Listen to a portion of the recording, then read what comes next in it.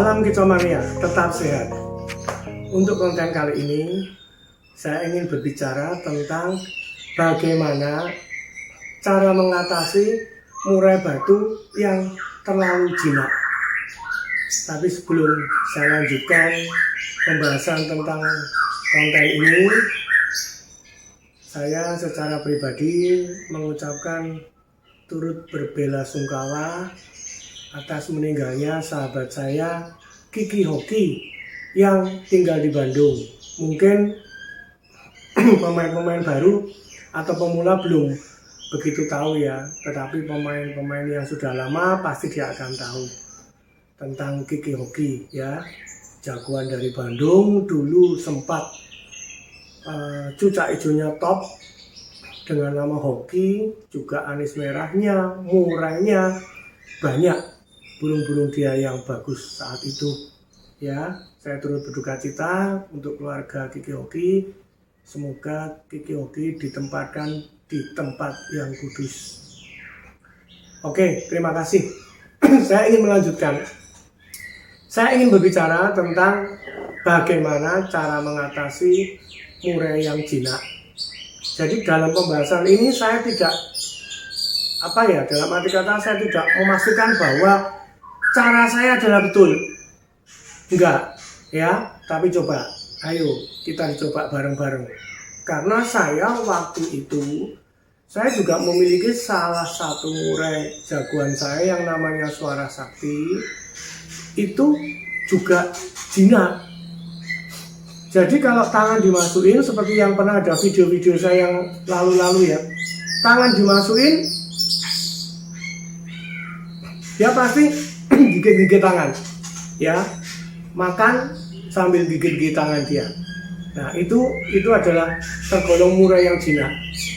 Nah cara mengatasinya, saya mencoba untuk, kalau waktu zamannya Suara Sakti ya, saya mencoba untuk supaya yang pertama kasihnya makan jangkrik atau kroto atau ulet Hongkong itu jangan disuapkan ya. Ini berbeda dengan murai yang murai yang tidak begitu jinak, caranya berbeda. Kalau murai jinak, kita ambil jangkrik, misalnya jangkriknya berapa hariannya, 5, ambil aja jangkrik 5, langsung tangannya masuk, kasihkan tempat makannya, langsung keluar, udah didiemin aja. Nanti kasih kroto juga gitu, kasih kroto gitu, kasih ulat Hongkong juga begitu caranya.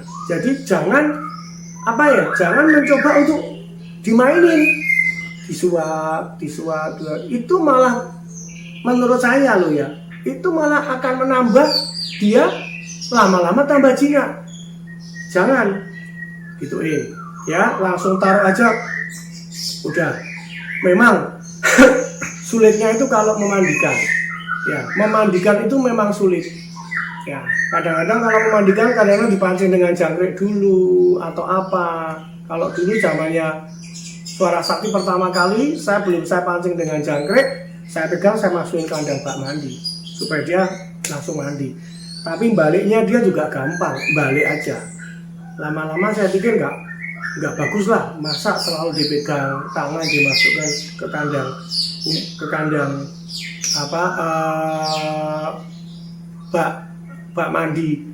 Enggak. Jadi dengan coba kasih jangkrik dulu, taruh di tempat bak mandi, dia akan langsung datang, deketi, masuk, tutup ya. Yang pertama tadi cara kasih makannya. Yang kedua, jemurnya atau setelah, saya nggak tahu rawatannya berbeda-beda. Mungkin ada yang jemur dulu, ada yang mandi dulu, saya nggak tahu. Itu tergantung dari rawatan masing-masing burung. Tiap burung akan berbeda-beda rawatannya. Jadi yang saya bahas di sini adalah cara gantangnya pada saat jemur. Jangan terlalu pendek. Jemurnya tinggi. Ya, dijemur tinggi aja dia. Mau 1 jam, mau setengah jam, 1,5 jam, ya udah pokoknya jemurnya tinggi aja. Ya, dijemur tinggi. Nanti setelah selesai jemur, ya Terus cara digantang di posisi hariannya dia dikerodong. Ya, tadi yang pertama cara kasih makan jangkrik, yang dua cara menjemurnya, yang ketiga rawatan hariannya adalah dikerodong. Jangan dibuka, malah dikerodong. Ya. Terus saya menambahkan lagi, dicoba dengan dia yang keempat adalah diumbar. Ya, diumbar, udah diumbar mungkin 1 kali, 2 kali, 3 kali, dia diem aja, nggak mau terbang. Dia diem aja nggak mau terbang, ya udah, biarin aja. Tapi posisinya pasti teman-teman pemula, sahabat kicomania semua tahu. Jadi mungkin cepuknya jangkrik di tangkringan yang sebelah sini. Nanti minumnya ditaruh yang sebelah ujung sana. Jadi dia pada saat dia makan jangkrik, dia mungkin haus kepengen minum, dia akan terbang ke sana. Tapi coba dilihat, ya, umbarannya bebas. Tapi menurut saya, umbaran misalnya kita mau pakai umbaran yang 6 meter atau mau 4 meter, ya tolong tengahnya tetap dikasih tangkringan lagi. Karena kita nggak tahu dia terbang, bisa langsung terbang ke sana atau enggak, atau dia mau terbang ke sini. Itu kita lihat, kita pantau, ya, kita pantau hariannya dia, kita pantau pada saat diumbar, kita pantau, kita lihat. Oh, berarti dia sudah bisa terbang langsung ke sana, ya tangkringan yang tengah kita copot. Tapi kalau dia masih belum, ya tetap dipasang aja. Dia mungkin bertahap, terbang ke sini dulu, baru terbang ke sana atau gimana, saya nggak tahu. Kembali ke kriteria burungnya masing-masing, ya, sifatnya burungnya masing-masing. Dia sudah terbiasa terbang jauh atau gimana, nah itu terserah sama pemiliknya. Jadi tadi ya saya sudah sebutkan, yang pertama adalah untuk kasih makan jangkriknya nggak usah dilolot, taruh aja, ya. Yang kedua, jemurnya digantangkan agak tinggi. Berbeda dengan burung yang burung yang takut sama orang. Itu kalau jemur kadang-kadang di bawah, ini jangan, agak tinggi, ya. Yang ketiga, hariannya dikerodong, ya. Dalam arti kata, setelah selesai jemur, diangin-anginkan sebentar, langsung mungkin minumannya diganti, mau kasih kroto atau apa, selesai kerodong, digantang. Yang keempat, misalnya pada saat mau diumbar, nah umbarannya itu dibikin posisi jangkrik sebelah sini, yang posisi minumnya di sebelah sana.